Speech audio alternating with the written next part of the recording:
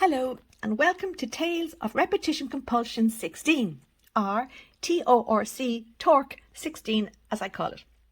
Since repetition compulsion can be a difficult concept to understand, I feel the best way to explain it is to give examples or tales from our everyday lives, showing how it invades every aspect of our lives. Each tale is centered around a specific life category, a specific bad message, and a character. So, in today's Tales of Repetition Compulsion 16, the life category is finances. The bad message is, when it comes to money, you are bad and you are wrong. And the character is Jamie. Do you go through your life always feeling that when it comes to money, you always get it wrong because you are bad with money? I felt like this for most of my life. I had no confidence in my ability to handle money because I felt I was bad and I was wrong when it came to money. That bad message controlled how I thought about money. But the good news is I managed to break free from this bad message, and my three dogs, who I call the three wise tales, they're going to show you how I did this at the end of this section. So, with money, where does this bad message, when it comes to money, you are bad and you are wrong, where does it come from? Children learn what they live, and they are subconsciously programmed to repeat in their adult lives what they learned as a child. What a child learns becomes their normal. It is what they are familiar with, and as adults, we are subconsciously programmed or compelled to gravitate to what feels normal for us, even if it hurts us. So, if a child grows up in a toxic or abusive environment, they will sadly naturally gravitate towards toxic and abusive situations in their adult lives. This is not the child's or the adult's fault. They are not to blame because they don't even know they are doing this. It is all done subconsciously. So sadly, if a child's experience was living in a toxic and maybe even an abusive environment, they are destined to recreate this environment in their adult lives. And this is the psychological concept called repetition compulsion, in that we are compelled or programmed to repeat in our adult lives what we learned as children. So, in Tales of Repetition Compulsion 16, let's look at Jamie when he was a child. He's 9 years old. He gets €5 as a small gift from his neighbour, and he is so excited about this kind gesture. Off he goes to the shops and he buys crisps, a comic, an apple, and a can of juice. But you know what else he does? He has €1 left over, and he puts it in the charity collection box beside the till. Jamie feels so grown up. He's not only paid for all his treats, but he even managed to give €1 to charity. At tea time, he tells his parents how he got €5 from his neighbour, and he tells them how he spent it and how he even gave money to charity. Jamie thinks his parents are going to be so proud of him. But this is what he has to listen to. What are you saying? You spent it all? You are terrible with money. You will never be able to handle money properly. You should be ashamed of yourself. You are just so stupid.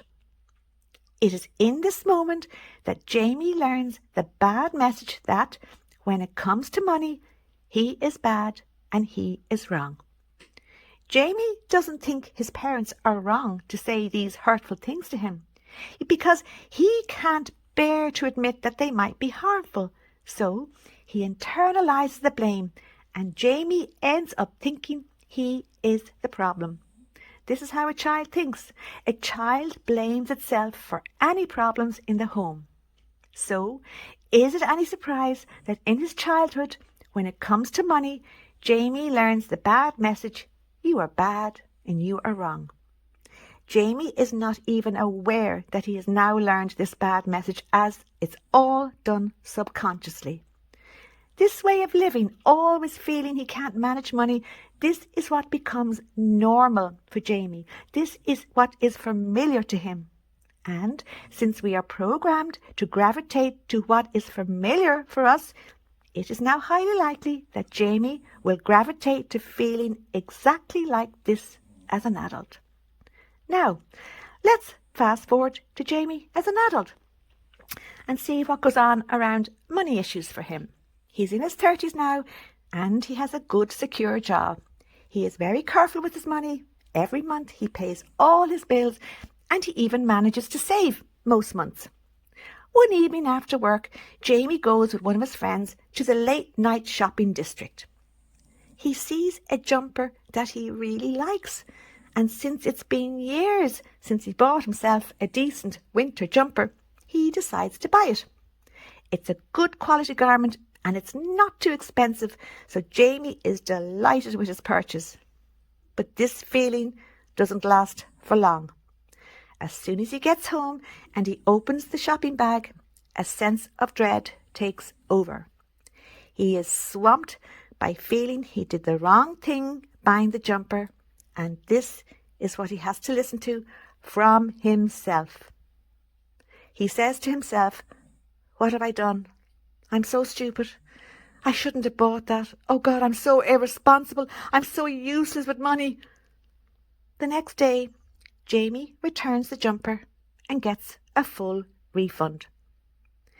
Jamie is still controlled by the bad message: when it comes to money, you are bad and you are wrong. So nothing has changed for Jamie, has it? And this is repetition compulsion in action, where the past is replayed in the present, not because Jamie chooses it, but because the subconscious bad message: when it comes to money, you are bad and you are wrong. This bad message is still controlling his behaviour. This is what he learned as a child. It became his normal, and until this is brought into Jamie's awareness and somebody tells him this is what's going on, he will keep repeating what feels familiar to him, even when it hurts. And now I'm going to hand you over to the three wise tales. These three beauties were a constant support to me when I was trying to break free from toxic and abusive situations, because I was under the control of the 6 bad messages and I was under the control of repetition compulsion. I kept repeating and recreating toxic and abusive situations in my adult life, like the ones I experienced in my childhood. But I did break free, and the 3 wise tales are going to show you how I managed to do that. My 3 dogs are a constant support to me still, and I couldn't live without them. So I'm going to hand you over now to Petal, Blossie and Dotty. Thanks for listening. Hello, my name is Petal, and I am the first of the 3 wise tales. Today we're going to show you the 3 ways to break free from the control of 2 toxic hidden forces. They are the 6 bad messages and repetition compulsion. Please see the videos suggested at the end for a more detailed explanation of these 2 forces. The 2 forces of the 6 bad messages and repetition compulsion go hand in hand. They feed into each other. When these 2 forces run our lives subconsciously, we are not in control. Our subconscious minds are in control. Therefore, we are not the top dog. We are just a cog, trapped inside the toxic machinery of these 2 forces. So that's why the first way to heal is awareness. Now that you are here, look at it like this, listening to this, you are already becoming aware, and this is wonderful. Awareness means you start to look at your adult patterns, realizing now for the first time that you are forced to repeat your toxic and abusive childhood situations, and again knowing for the first time that it is not your fault that you do this, so you are not to blame yourself. Awareness means you start to control what you think about yourself. You get to decide what messages you tell yourself. Do you want to feed yourself bad messages, or do you want to feed yourself good messages? The moment you become aware that you are being controlled by these 2 toxic forces, they no longer control you. You control them as you have moved them from your subconscious mind to your conscious mind.